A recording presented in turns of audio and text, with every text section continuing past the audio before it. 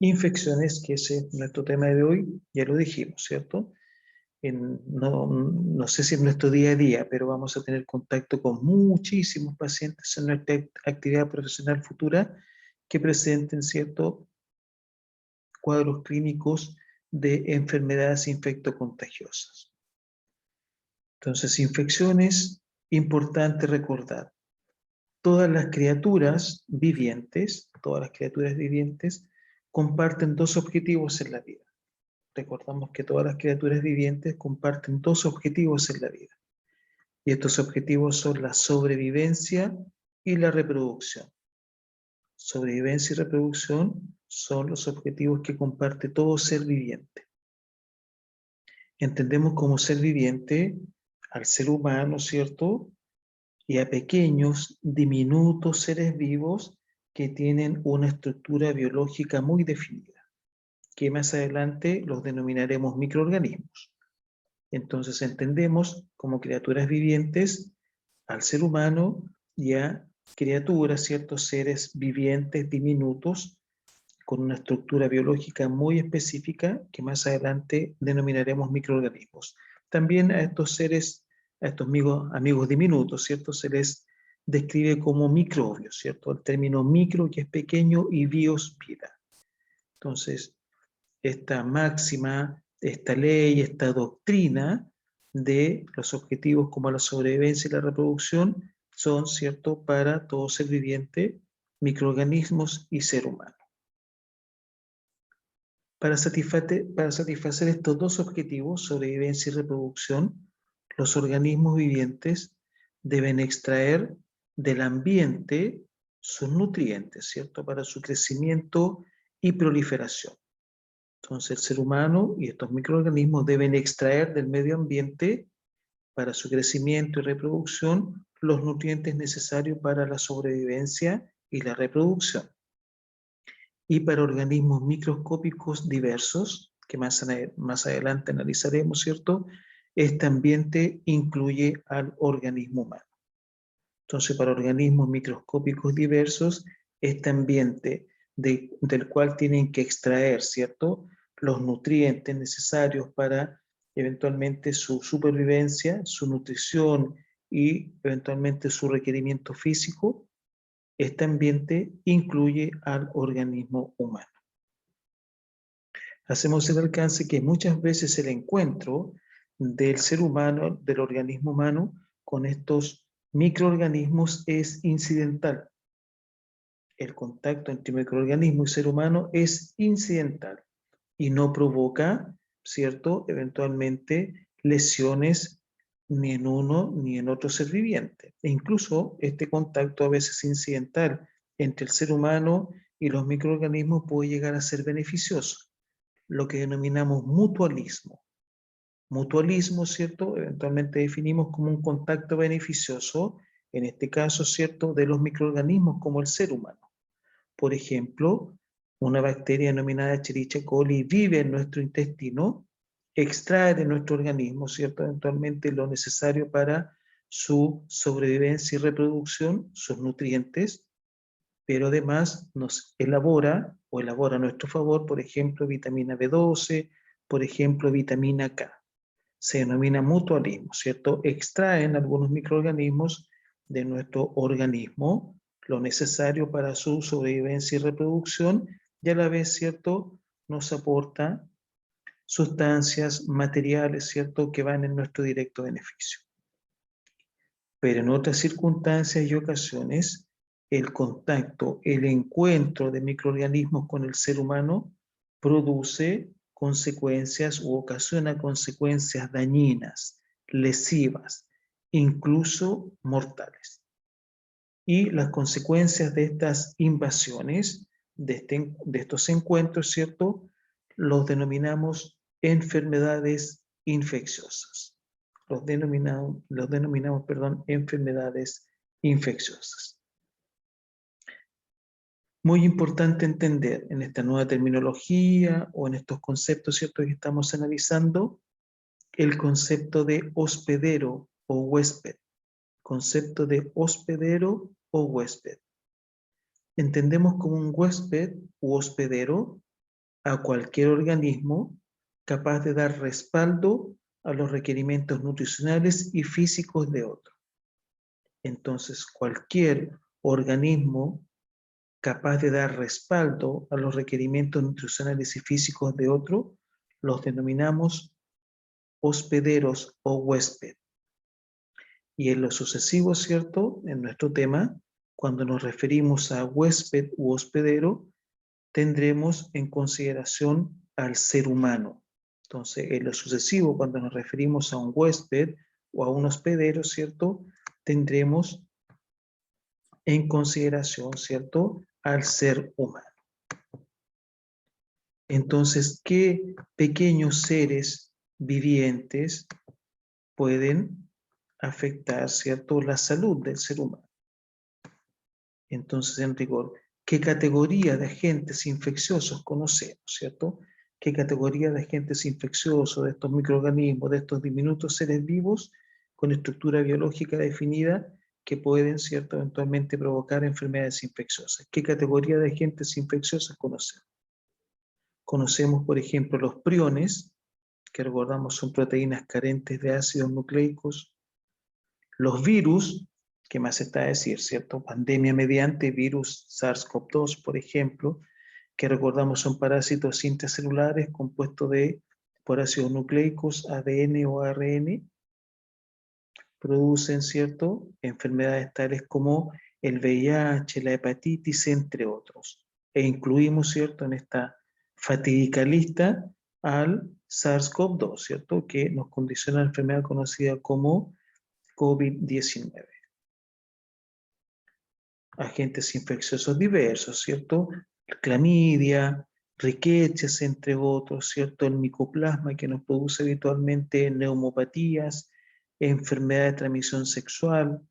Las bacterias también ingresan en esta categoría, ¿cierto?, de seres vivos diminutos con una estructura biológica muy definida. Recordamos que las bacterias son microorganismos procariontes, es decir, no tienen núcleo.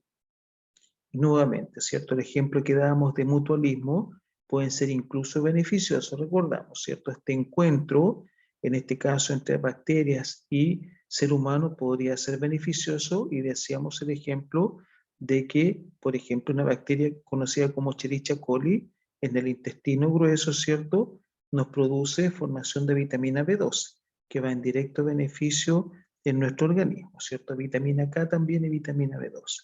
Extrae entonces las bacterias, algunos microorganismos, extrae lo necesario para su sobrevivencia y reproducción, y a la vez, ¿cierto?, nos condicionan, nos aportan material beneficioso para nuestra sobrevivencia y también reproducción.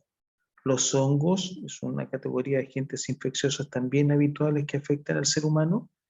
Recordamos que los hongos son microorganismos multicelulares, se reproducen sexualmente por gemación o hifas.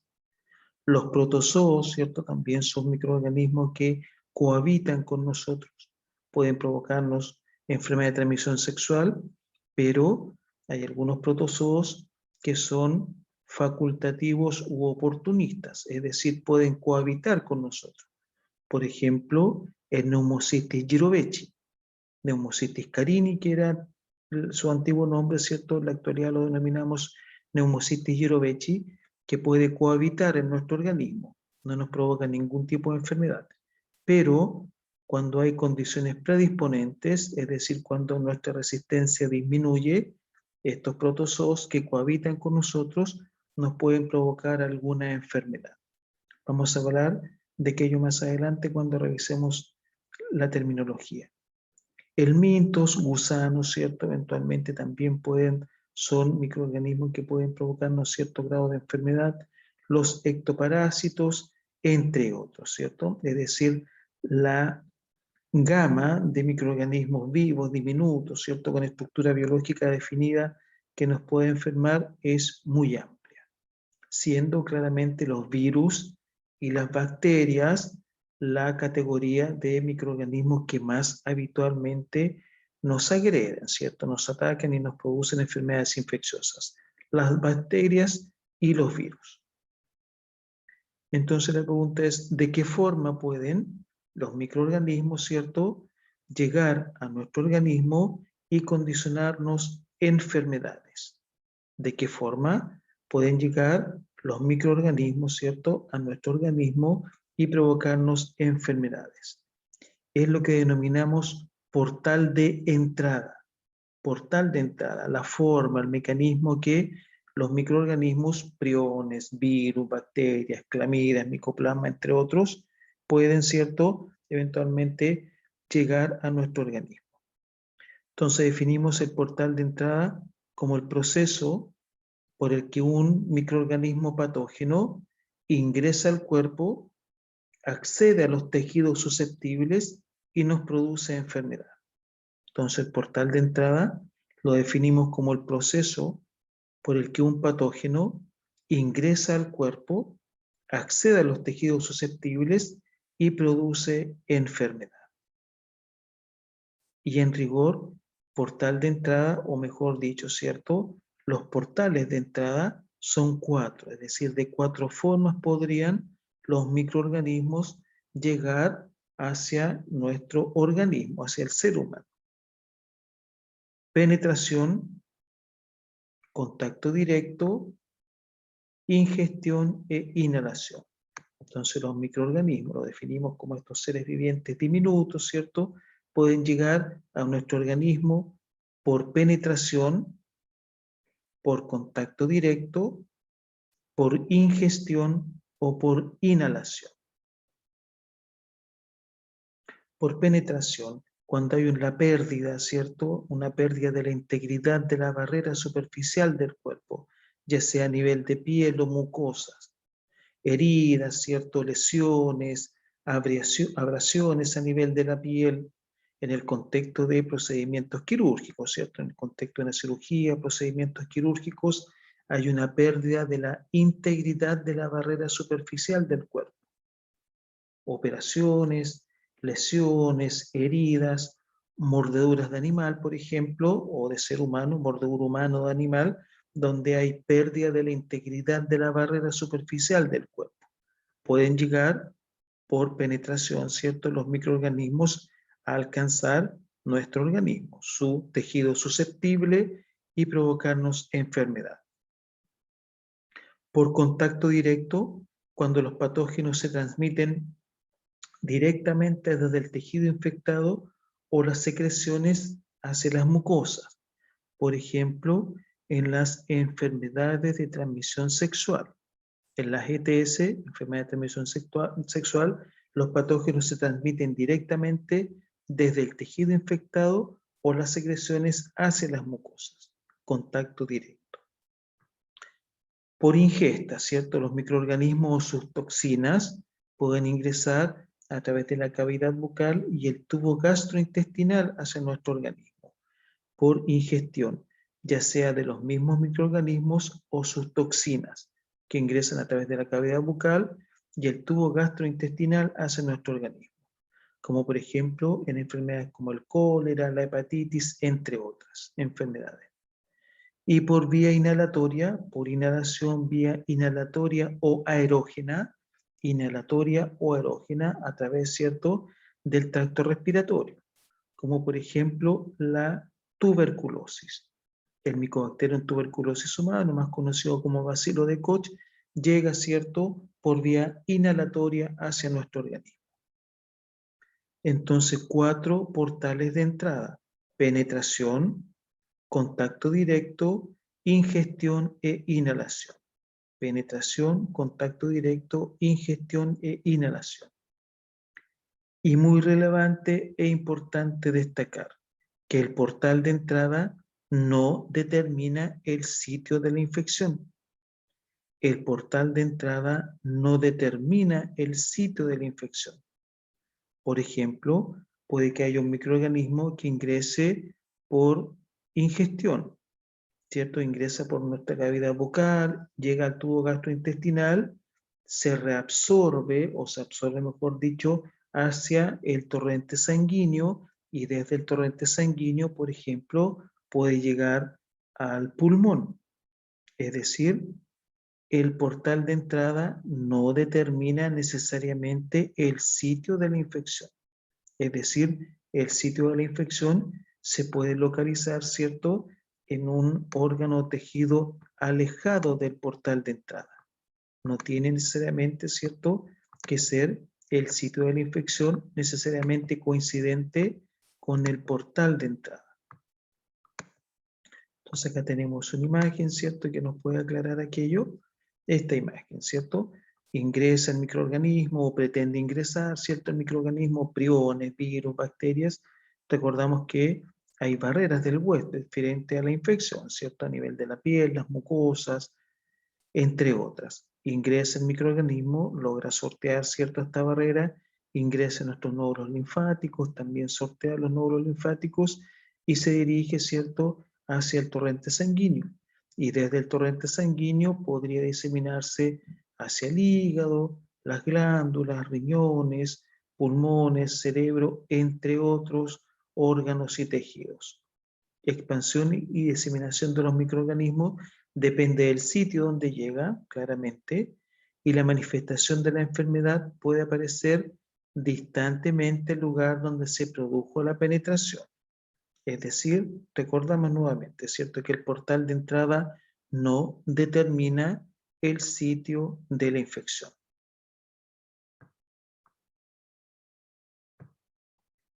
Muy importante también en nuestra terminología es entender el concepto de fuente de una enfermedad infecciosa. Fuente de una enfermedad infecciosa. ¿A qué nos referimos con este concepto? Hace referencia a la ubicación, al hospedero y al objeto o sustancia a partir del cual se adquiere el agente infeccioso.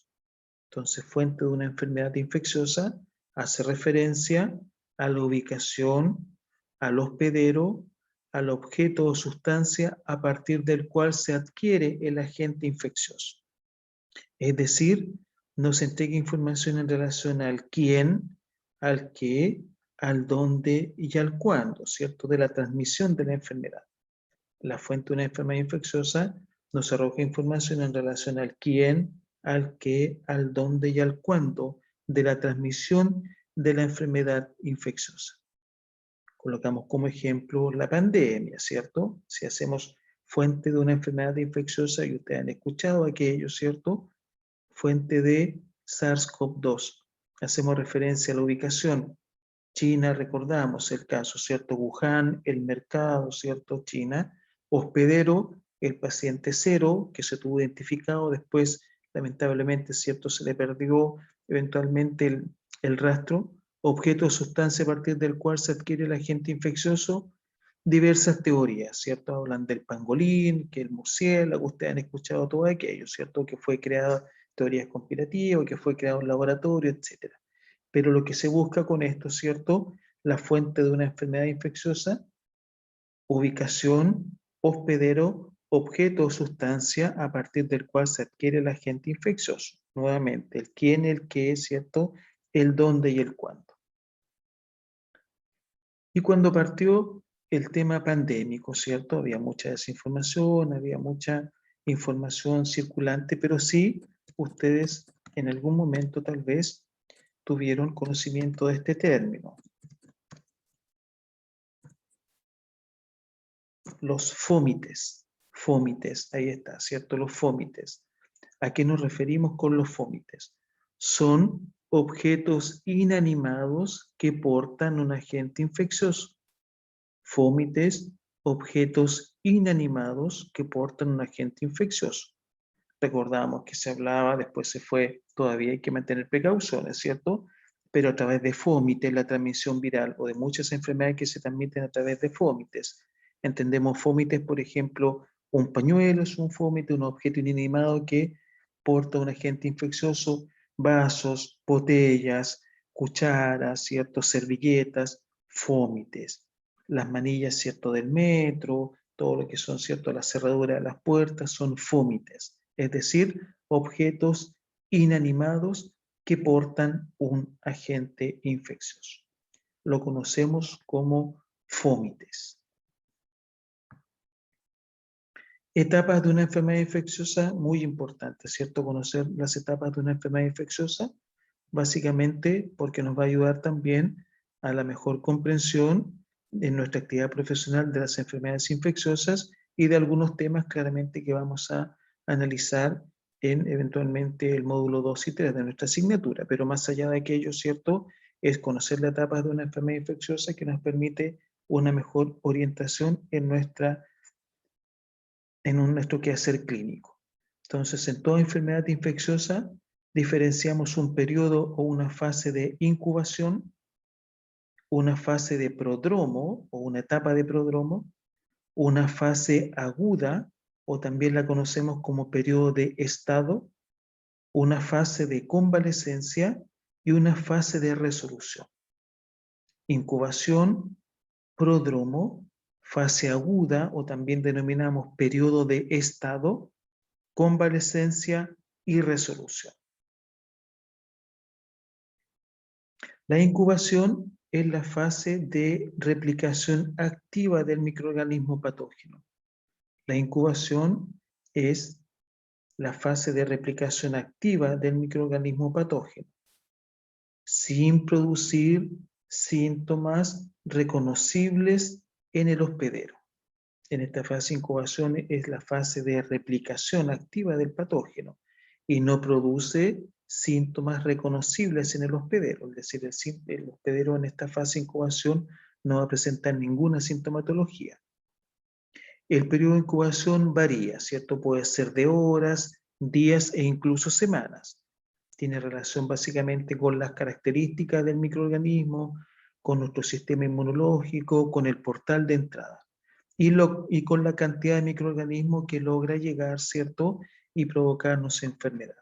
Pero el periodo de incubación no es uno, ¿cierto? Para todos los microorganismos, sino que cada microorganismo y cada enfermedad en particular tiene su periodo de incubación.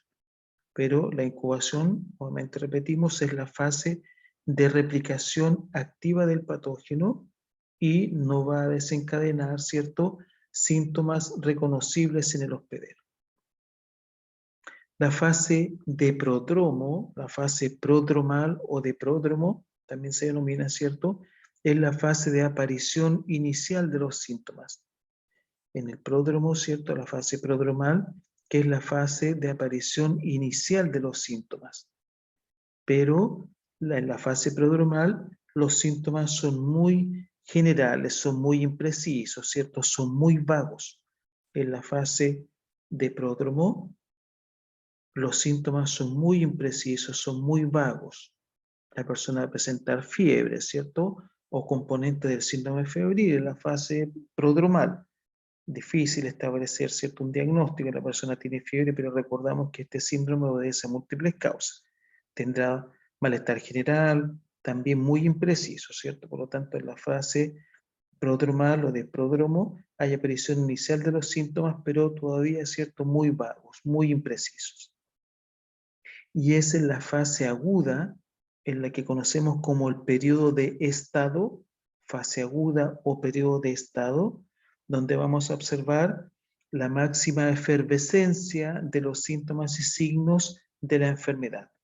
Es en el periodo de estado, de fase aguda, donde vamos a observar la máxima efervescencia, la manifestación clínica, ¿cierto?, de los síntomas, la vamos a detectar en la fase aguda de la enfermedad. Es la fase donde observamos proliferación y diseminación del patógeno, ¿cierto? Permite identificar al patógeno, o se permite en esta fase identificar al patógeno y los sitios afectados. Es decir, en la fase aguda es donde observamos el máximo apogeo, la máxima efervescencia de los síntomas y signos de la enfermedad. Y nos permite también en esta fase identificar al patógeno y los sitios afectados. La fase de convalescencia es una fase de contención de la infección y una eliminación progresiva del patógeno. Y los síntomas van paulatinamente desapareciendo, ¿cierto? Van disminuyendo en la fase de convalescencia los síntomas y la entendemos también como una contención de la infección, eliminación progresiva del patógeno. Para pasar a una fase de resolución, donde hay, ¿cierto?, una eliminación total del patógeno y desaparecen, ¿cierto?, los síntomas y signos de la enfermedad.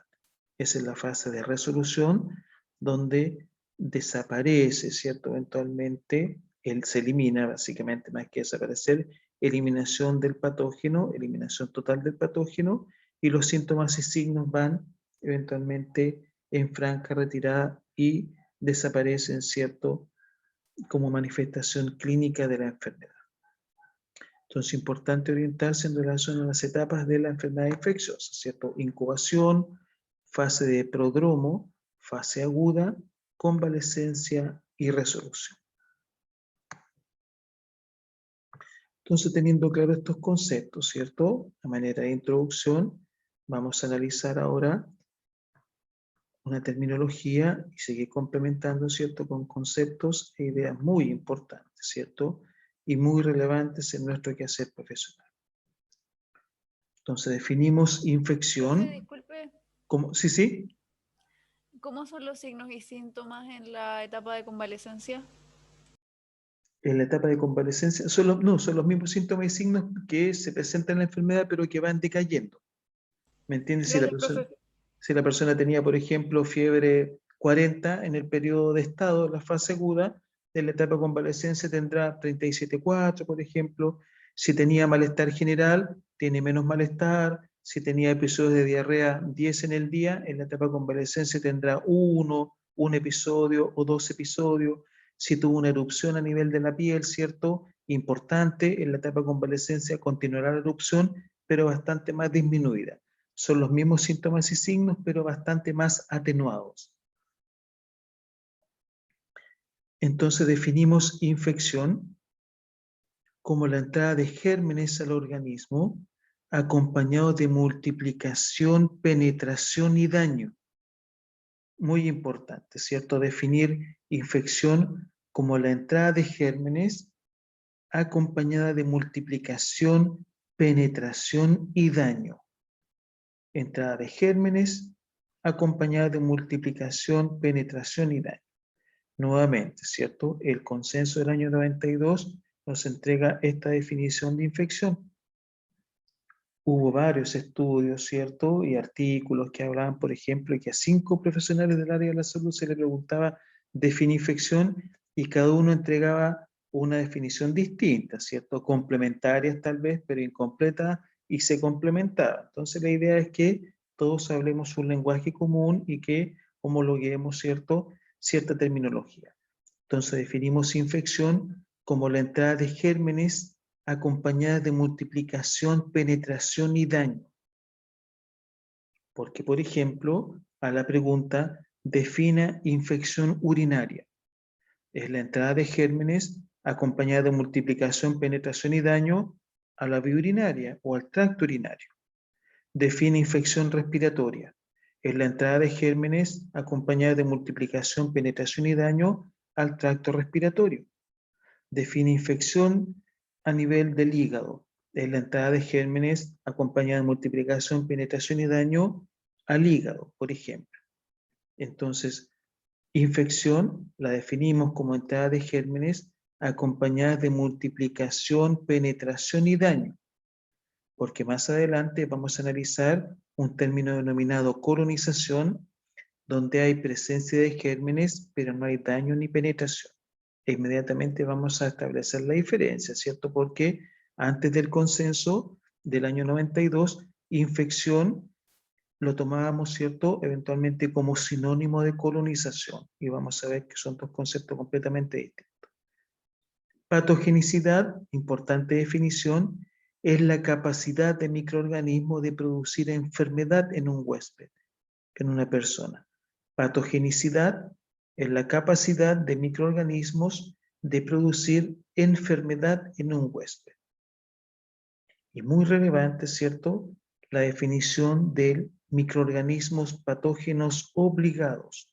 Microorganismos patógenos obligados son aquellos que, no perteneciendo a nuestra flora habitual, nos pueden inducir enfermedad aún en condiciones de resistencia normal. Vamos a analizar más adelante a qué nos referimos con resistencia, ¿cierto? Pero los microorganismos patógenos obligados son aquellos que no perteneciendo a nuestra flora habitual nos pueden inducir a enfermedad aún en condiciones de resistencia normal, como por ejemplo el bacilo de Koch, el Mycobacterium tuberculosis humano, nos puede enfermar, es un microorganismo patógeno obligado, nos puede enfermar aún en condiciones de resistencia normal. El Vibrio cólera, ¿cierto? Por ejemplo, este microorganismo nos puede producir la enfermedad conocida como cólera aún en condiciones de resistencia normal. El SARS-CoV-2 es un microorganismo patógeno obligado, nos puede producir enfermedad aún en condiciones de resistencia normal, que son más agresivos, son más arteros, ¿cierto? Cuando hay defecto de la resistencia, por supuesto que sí, pero no es una condicionante, nos pueden enfermar aún en condiciones de resistencia normal.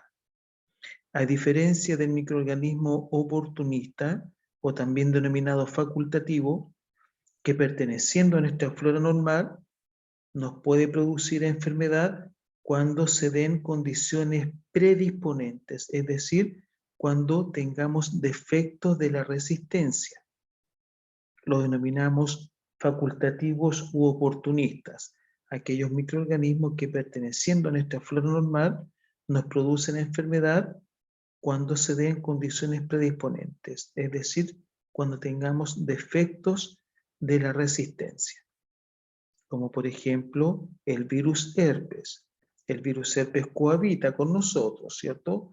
No nos agrede mayormente, no nos lesiona, pero cuando tenemos defecto de la resistencia, este virus, ¿cierto?, nos puede provocar enfermedad conocida como herpes labial, herpes bucal o el herpes zóster, por ejemplo, o el mismo protozoo que denominamos Pneumocystis jirovecii, que cohabita con nosotros, pero si es que hay defecto de la resistencia, este protozoo, ¿cierto?, nos va a atacar, nos va a enfermar. De hecho, es el microorganismo que arrebata la vida, ¿cierto?, del seropositivo, del paciente VIH, ¿cierto?, del seropositivo en su etapa, ¿cierto?, de inmunodeficiencia. Entonces, el facultativo es aquel microorganismo que perteneciendo a nuestra flora normal nos produce enfermedad cuando se dan condiciones predisponentes, cuando tengamos defectos de la resistencia, a diferencia del patógeno obligado que nos puede provocar enfermedad aún en condiciones de resistencia normal. Y una definición muy importante, ¿cierto?, es además la definición de virulencia, que no es lo mismo que patogenicidad. Virulencia es la capacidad de inducir enfermedad por parte de una determinada cepa de patógenos. Es una condición por lo general genéticamente preestablecida, es decir, puede haber un microorganismo patógeno que sea particularmente virulento o muy virulento. No hay cierto una redundancia en utilizar la palabra patogenicidad y virulencia. Puede haber un patógeno muy virulento. No son sinónimos, ¿cierto? Microorganismo patógeno virulento, es decir, una alta virulencia, una virulencia muy agresiva. Es una condición genéticamente preestablecida. Por ejemplo, algunos tipos de Corynebacterium diphtheria o el Haemophilus influenza, ¿cierto?, es muy virulento, es una condición genéticamente preestablecida. Y colonización, que la entendemos como la presencia abundante de un germen en piel, en la piel y o mucosas, sin que hubiere penetración ni daño. Y ahí tenemos, ¿cierto?, una diferencia en relación a la definición de infección. Cuando definimos infección, dijimos, ¿cierto?, llegada de gérmenes al organismo acompañada de multiplicación, penetración y daño. Y en colonización, solamente decimos con colonización, presencia abundante de un germen en piel y o mucosas sin que hubiere penetración ni daño. Por lo tanto, colonización no es sinónimo de infección, ¿cierto? Que una colonización podría, bajo ciertas circunstancias, ciertas premisas, ¿cierto?, condicionar una infección, sí, es posible, pero per se, colonización no es sinónimo de infección. Colonización es la presencia abundante de un germen en piel y o mucosas sin que hubiere penetración ni daño, a diferencia de la definición que acabamos de estudiar, ¿cierto?, de infección.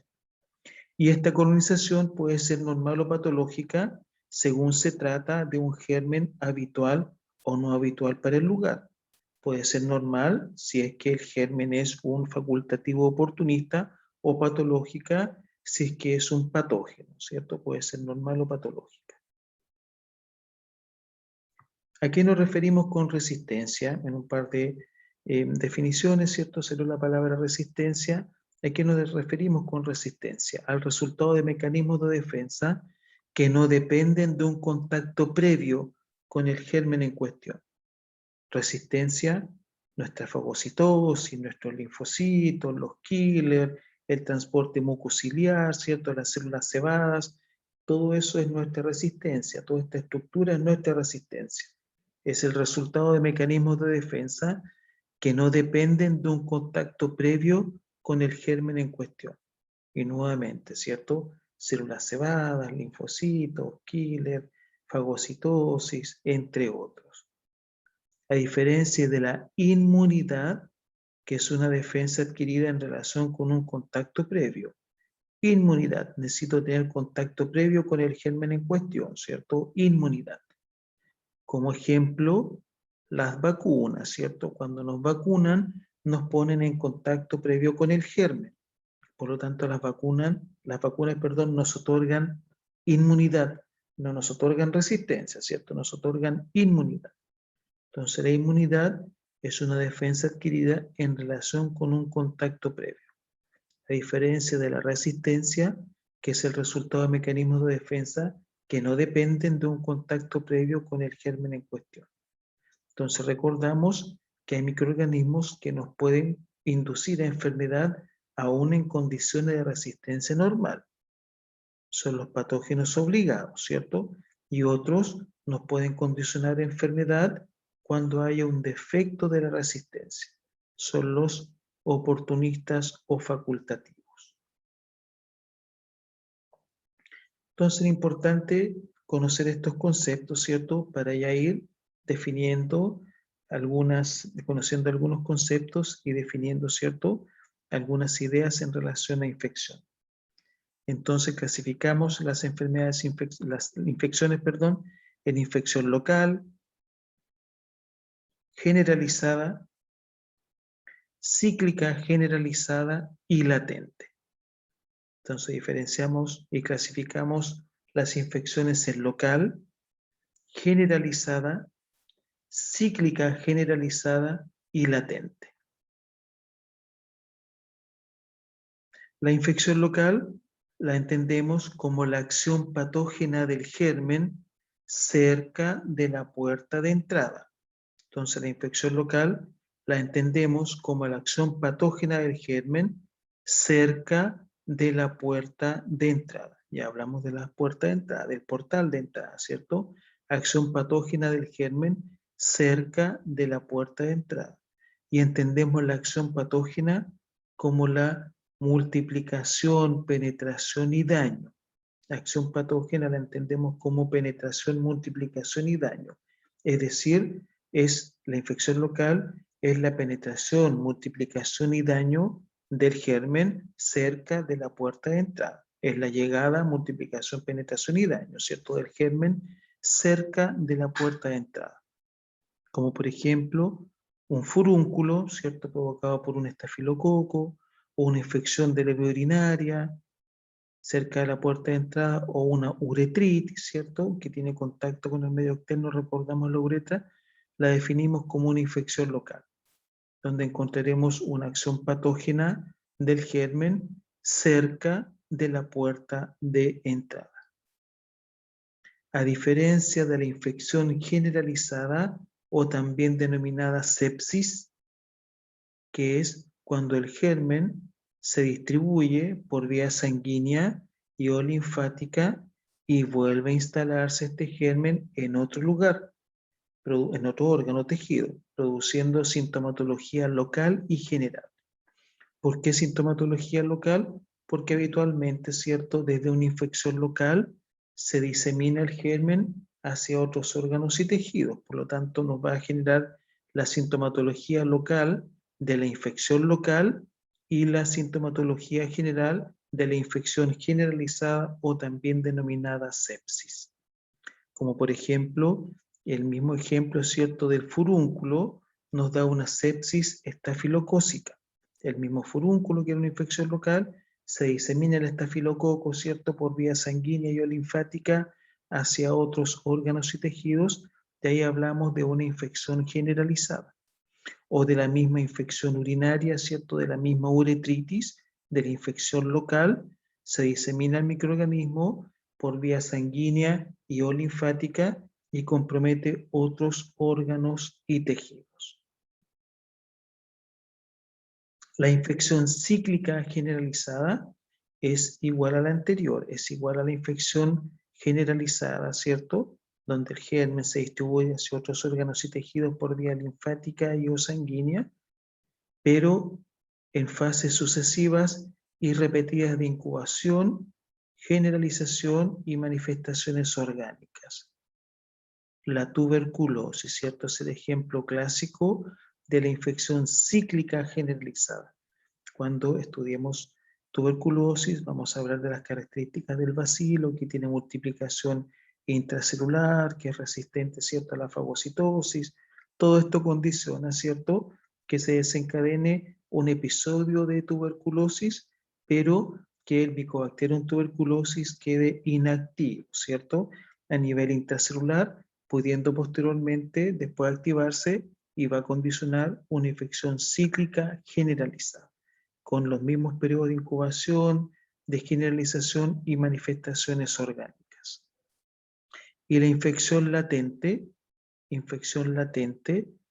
donde hay invasión, pero sin manifestación aparente.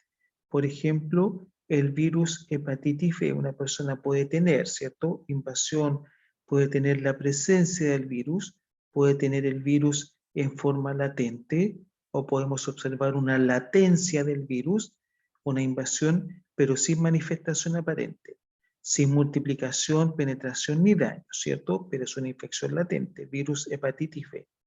La persona que es portadora del virus hepatitis B en su organismo no puede ser donante de sangre, ¿cierto?, porque si lo tenemos en nuestro torrente sanguíneo, le donamos nuestra sangre, ¿cierto?, a otra persona y la otra persona adquiere el virus y podría seguir en esta latencia, por supuesto, o en su efecto podría desencadenar la manifestación en forma más aparente, ¿cierto?, como manifestaciones clínicas propiamente tal.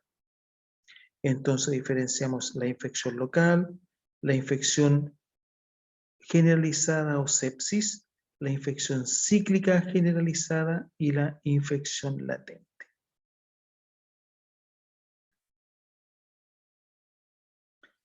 Entonces, nuevamente, ¿cierto? Previa a la conferencia de consenso del año 1992, un problema habitual en nuestra práctica clínica era la falta de precisión a la hora de definir conceptos. Se utilizaban términos un poco obsoletos, algo confusos, ¿cierto? Por lo tanto, antes del consenso del año 92. Después, ¿cierto?, este consenso, esta conferencia definió los términos que estamos en este minuto estudiando, ¿cierto?, que son términos más amigables y son más, se homologan, ¿cierto?, y son más consensuados por los profesionales del área de la salud. Y en estos términos, ¿cierto?, o entre estos conceptos, mejor dicho, surge el término de bacteremia. Bacteremia, que hasta hace muy poco, ¿cierto?, se consideraba la bacteremia como sinónimo de infección.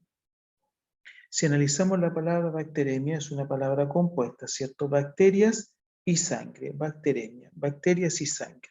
Es decir, con bacteremia nos referimos a la presencia de bacterias viables en el torrente sanguíneo. No estamos diciendo que hay penetración, multiplicación, daño, no nos estamos refiriendo a aquello. Solamente cuando decimos bacteremia, nos estamos refiriendo a la presencia de bacterias viables en el torrente sanguíneo. No es sinónimo de infección, porque ya definimos infección claramente llegada de gérmenes, acompañada de multiplicación, penetración, daño, ¿cierto? Y en bacteremia o mejor dicho, con bacteremia, solamente nos referimos a la presencia de bacterias viables en el torrente sanguíneo. Si hay presencia de virus en la sangre, lo llamaremos viremia. Si hay presencia de parásitos en la sangre, lo llamaremos parasitemia. Si hay presencia de hongos en la sangre, lo llamaremos fungemia. Pero, nuevamente, viremia, parasitemia, fungemia, bacteremia, con eso estamos definiendo solamente la presencia de microorganismos viables en la sangre, según sean virus, hongos, parásitos o bacterias, pero no es sinónimo de infección. E incluso, ¿cierto? En nuestro día a día tenemos paso transitorio de microorganismos de bacterias al torrente sanguíneo. Cada vez que nos hacemos en nuestro día a día, ¿cierto? Nuestro aseo bucal, nuestra higiene bucal, las cerdas, ¿cierto? Del cepillo de dientes nos erosionan las encías, ¿cierto? Nos producen lesiones, ¿cierto? Heridas en las encías, nuestras encías sangran. La cavidad bucal es la zona, la región más sucia del ser humano. Por lo tanto, todas las bacterias o parte de las bacterias que se localizan en nuestra cavidad bucal llegan a nuestro torrente sanguíneo a través de estas pequeñas heridas que se producen en la encía. Es decir, hay un paso transitorio de microorganismos al torrente sanguíneo, o en el contexto de extracciones dentarias, o en diferentes instrumentalizaciones que hacemos, ¿cierto?, con nuestros pacientes y que ustedes harán eventualmente más adelante en su práctica, en su trabajo profesional. Es decir, se está condicionando a veces una bacteremia, un paso, ¿cierto?, transitorio de microorganismos al torrente sanguíneo. Pero no significa con esto, ¿cierto?, el desarrollo de un proceso infeccioso. Entonces, bacteremia no es sinónimo de infección. Y vamos ampliando un poquito la idea, ¿cierto? Nos vamos acordando de nuestra clase de inflamación y ampliamos, ¿cierto? Y decimos que infección la definimos como la llegada de gérmenes acompañada de multiplicación, penetración y daño. Y nuestro organismo, como respuesta a la llegada de esta noxa, de estas noxas, ¿cierto? De estos microorganismos, recordamos agente perjudicial, agente lesivo, agente capaz de producir daño, los microorganismos, ¿cierto?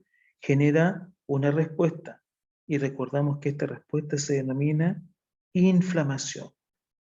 Entonces, la infección llega de gérmenes acompañada de multiplicación, penetración y daño, y esta llegada de gérmenes, o mejor dicho, como respuesta a esta llegada de gérmenes, nuestro organismo va a desencadenar una respuesta, y esta respuesta se denomina inflamación.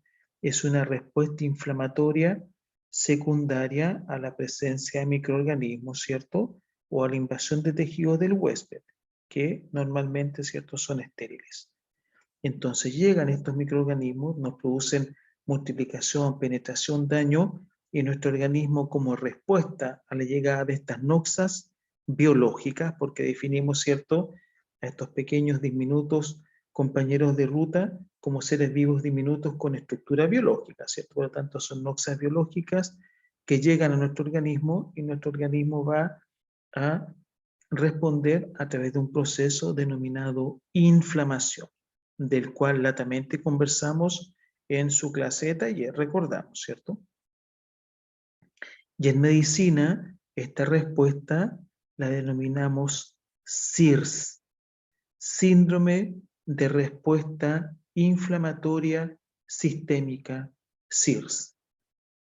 Síndrome de respuesta inflamatoria sistémica, SIRS, que es en rigor una reacción inflamatoria generalizada cuyas primerísimas causas son las infecciones. Y estamos de acuerdo, ¿cierto? Que las infecciones o los procesos infecciosos son las primerísimas y más habituales causas de SIRS en el ser humano, del síndrome de respuesta inflamatoria sistémica. Son las más habituales, las más comunes, pero no son las únicas, ¿cierto? Porque como ustedes son grandes, inteligentes y muy capaces, y si ya estamos estudiando SIRS, tenemos que conocer esa información, ¿cierto? Que hay otras causas que nos pueden también condicionar el desarrollo de un SIRS, de un síndrome de respuesta inflamatoria sistémica, siendo las infecciones las causas más habituales, pero también tenemos otro grupo de causas que nos pueden desencadenar un SIRS. Y entre estas causas encontramos los politraumatismos, las hemorragias, las enfermedades autoinmunes, la pancreatitis, sufijoides, inflamación del páncreas, la isquemia, cese o disminución de un determinado órgano o tejido, del riego sanguíneo, perdón, de un determinado órgano o tejido, y los grandes quemados.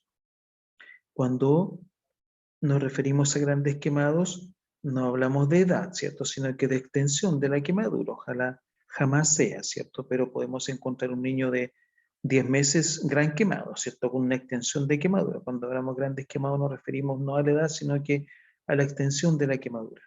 Entonces, el síndrome de respuesta inflamatoria sistémica se puede desencadenar en pacientes que tengan cierto diagnóstico de enfermedad infecciosa, pero también en aquellos pacientes que presenten politraumatismos, pancreatitis, isquemia de cualquier órgano y tejido, grandes quemados, hemorragias y enfermedades autoinmunes. En rigor, serían 7 causas de SIR, ¿cierto?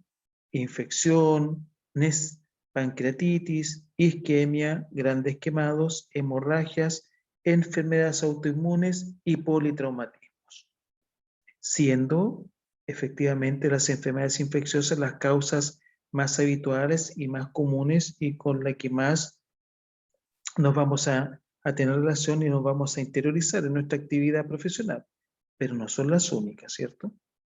Y el SIRS, el síndrome de respuesta inflamatoria sistémica, se va a manifestar con 2 o más de los siguientes signos, con 2 o más de las siguientes manifestaciones clínicas, de los signos, ¿cierto? Ya podemos establecer en forma categórica la hipótesis diagnóstica del SIRS. Entonces, si la persona o el paciente tiene fiebre sobre 38 grados o bajo 36 grados Celsius, si tiene una frecuencia cardíaca sobre 90 latidos por minuto, una frecuencia respiratoria sobre 20 por minuto, o un recuento de glóbulos blancos superior a 12.000 o bajo 4.000 por mililitro de sangre. ¿A qué se parecen? ¿Recuerdan estos signos, estos parámetros, estos criterios? ¿Recordamos a qué se parecen o en qué momento hablamos algo parecido? Cuando analizamos criterios del origen infeccioso de una fiebre, ¿cierto? Cuando hablamos de fiebre, clasificamos y hablamos de las causas de fiebre, causas infecciosas y causas no infecciosas de fiebre. Y hablamos de los criterios orientadores del origen infeccioso de una fiebre. Fiebre alta, brusca, malestar general de la persona, y dijimos también que si tomábamos un examen de sangre y encontramos un recuento de glóbulos blancos sobre 12.000 o bajo 5.000, 4.000 por mililitro de sangre, ¿cierto? Son parámetros importantes para definir un origen infeccioso como causa de esa fiebre. Recordamos en ese momento. Y nuevamente, ¿cierto? Encontramos en SIRS estos criterios, es decir, los temas se van concatenando, ¿cierto? Se van entrelazando. Entonces, si la persona tiene 2 de estos 4 criterios, ya podemos establecer el diagnóstico de SIRS, de un síndrome de respuesta inflamatoria sistémica. Temperatura sobre 38 grados o bajo 36, frecuencia cardíaca de 90 latidos, sobre 90 latidos por minuto, frecuencia respiratoria superior a 20 por minuto y recuento de glóbulos blancos de 12.000 o sobre 12.000 o bajo 4.000 por mililitro de sangre. Si tenemos hospitalizado un paciente politraumatizado y presenta frecuencia cardíaca de 120 latidos por minuto y una temperatura de 40 grados, ¿podríamos decir que tiene un síndrome de respuesta inflamatoria sistémica?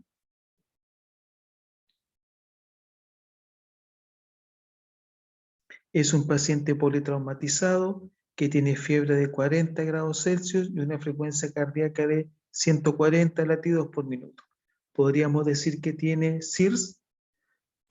Sí, profe. Sí, profe. Ya, muy bien. Si es un paciente, ¿cierto?, que tiene una hemorragia, ¿cierto?, un cuadro hemorrágico, y tiene una frecuencia respiratoria de 30 por minuto y un recuento de glóbulos blancos de 18.000 por mililitro de sangre, ¿podríamos decir que tiene un síndrome de respuesta inflamatoria sistémica? Sí, profe. Muy bien. Y si está hospitalizado por una quemadura, ojalá nunca sea, ¿cierto?, un gran quemado, y tiene una frecuencia cardíaca de 120 y un recuento de glóbulos blancos de 3.000, ¿podríamos decir que tiene un síndrome de respuesta inflamatoria sistémica?